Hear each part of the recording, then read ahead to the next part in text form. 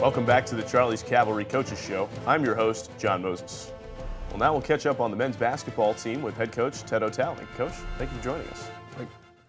So, Coach, in your most recent game against Assumption, Justin Exum really put it all together. 24 points on 10 of 17 shooting, 8 rebounds. Yep. Why did he find so much success against the Greyhounds? Yeah, he really scored inside the arc really, really well. And, he used his speed and quickness. We did some different things offensively off our sideline ball screens where he got some handoffs.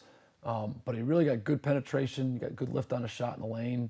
But I thought because he scored at the rim successfully, it was easier for him to accumulate some points. It seems like Jeremy Williams has run into a bit of a slump right now. Why do you think he struggled from the field? Yeah, I don't know sometimes why guys struggle and why they don't. I do know it's a long season. We do rely on Jeremy to do a lot. He plays a lot of minutes. Last year he was second in the league in the amount of minutes played. Wow. In the NE10. And with our injury to Samir, he has taken on more of a burden with the minutes, and sometimes that happens throughout the year. We're not concerned about it. Jeremy's a tough kid. At some point he's going to shoot himself out of it.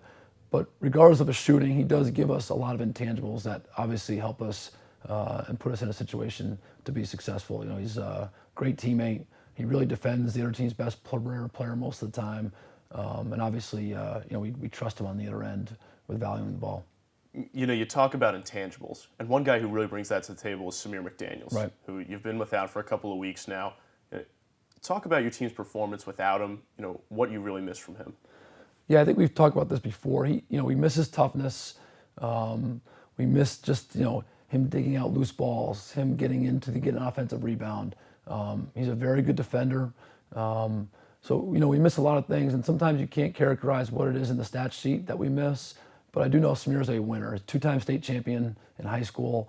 So obviously that's who he is, and he brings a lot of that to our team. Yeah, and your record without him, 2 wins and 6 losses.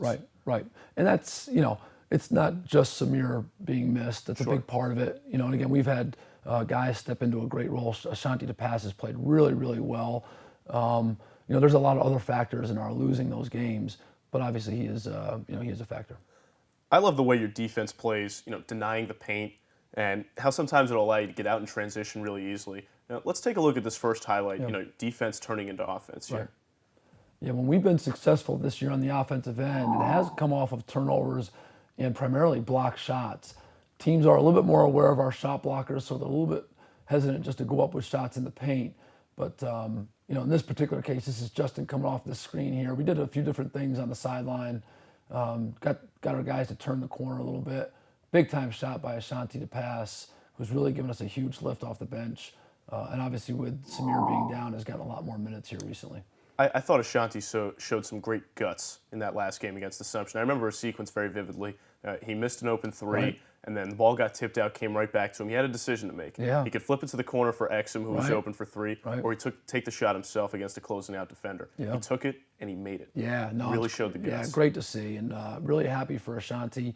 He hasn't probably played as many minutes as he's wanted to since he's been here, but in a tribute to him, he's really worked hard every day. He's the guy that after practice will get on the treadmill.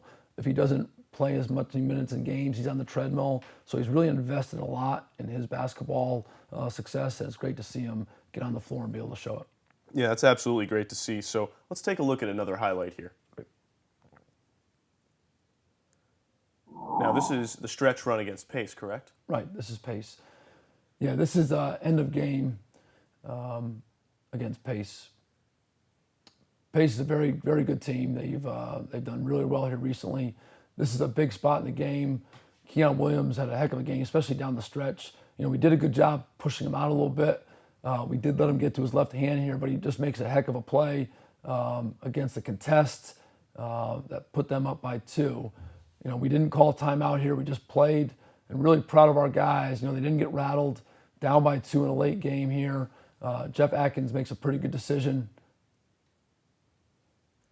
And London makes a huge shot with about 5 seconds left. Great job just playing the game, getting a good shot. And then unfortunately, they had the last possession here in the game, and the kid makes a heck of a shot for 3, as you can see, falling off the glass. So tough way to lose, but a tribute to Pace. They played very, very well. I thought we played well too. This is a game where we held them scoreless for the first 9 minutes of the game. just goes to show that our defensive focus early in games has been very good.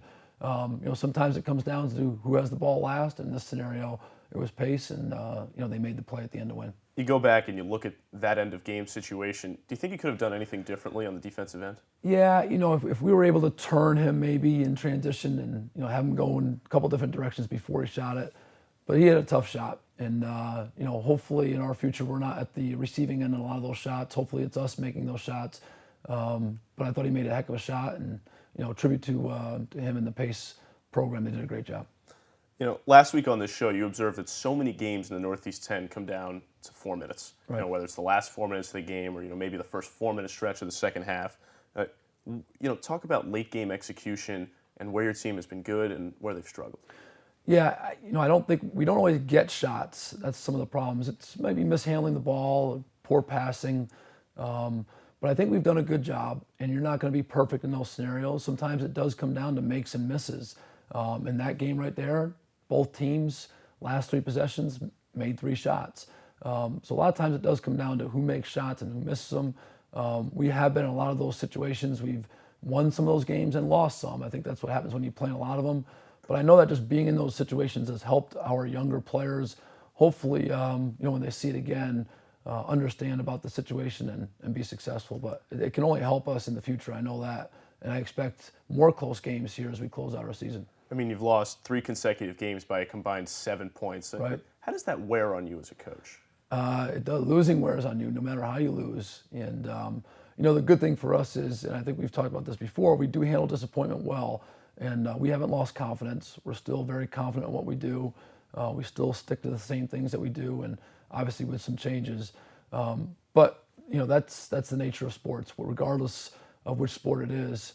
And a lot of times in college basketball, you do have these games where it comes down to 1 minute at a time. Unfortunately for us, they've been 3 games in a row. But we're very confident going forward that we'll be on the positive end in some opponents coming up. Yeah, and to that end, about confidence, I mean, you take 3 close losses like this, but at the same time, you've won tight games like this early in the year, so it's so much easier for your guys to be confident still in what you run on the offensive end and the principles that you stress on the defensive end because it's worked before. Right, absolutely, and that's what we try and get across. And it is a possession-by-possession game, and you see so many games come down to the last 3 possessions, but there's so many possessions throughout the game that affect the outcome, and that's what we try and get across to our team.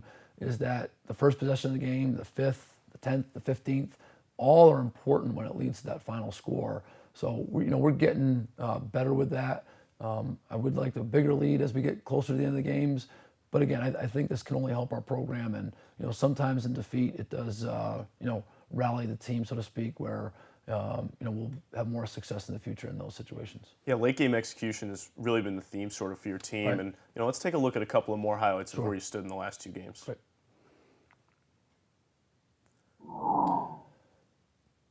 Yeah, this is end of game where we had, they had the ball for the last shot, and we've been in this situation before too. Just great job contesting the shot, making them make a tough shot, and obviously heading to overtime with a chance to win. But we've been in this situation too where we've needed to stop, and our defense has been up to the task. But great job by our guys, just being solid, keeping the ball in front, and making them make a tough shot at the end. Now, getting points in overtime can be very tough. Right. But I think in this game, Christian Forias, he really came up with a big shot for you guys. Really did. If you think about our overtime, we were 3 for 3 from the field, 2 for 2 from 3, 2 for 2 from the free throw line. So we didn't miss a shot. Unfortunately, we had 2 turnovers in that 5-minute stretch that really hurt us, and where they didn't. But again, it came down to last couple of possessions. But Christian did a great job. He stepped up when Eric fouled out, made a big 3, made a big 2 to tie it. So happy for him having some success. Let's take a look at this final highlight from Christian.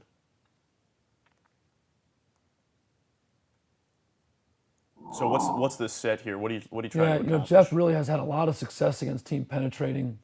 We do set a lot of angled ball screens for him, and he's been really good with his decision making. They do pull in on the big. Christian is an excellent shooter, I'm sure. In the scouting report, they're trying to run him off the line. And he makes a big shot inside the arc to tie it. So now Assumption comes into an offensive possession here. I mean, real tight stuff. Right. I mean, do you feel like your team has really learned a lot in the late game type of deal? Yeah, I think we haven't had a choice. We've been in so many of them. And that is a part of our program. We do want to learn every day, learn from experiences. And then going into the huddle here, you're just trying to make their team make a play, which I thought we did. But no, we were happy with the way we defended it. Now you've got Lemoyne College coming up this weekend, and last time you played them, I thought you made a great coaching decision, just putting 5 shooters on the floor Right. and just making their zone move until you found an open shot. Right. What type of offensive principles do you like to use against a 2-3? Yeah, we like to get it inside and out. Obviously, we'd love to find Exum as a shooter. We'd like to get Jeff Atkins penetrating the defense. Against his own teams, a lot, it's tough to pass inside in, whether it's free throw line below or below the baseline to the free throw line.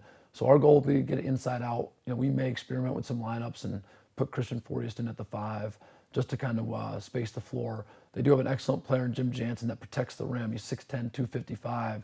So he is very effective protecting the rim. So it'll be important for us to just, move the defense, be very patient, and obviously inside out will be a big tactic.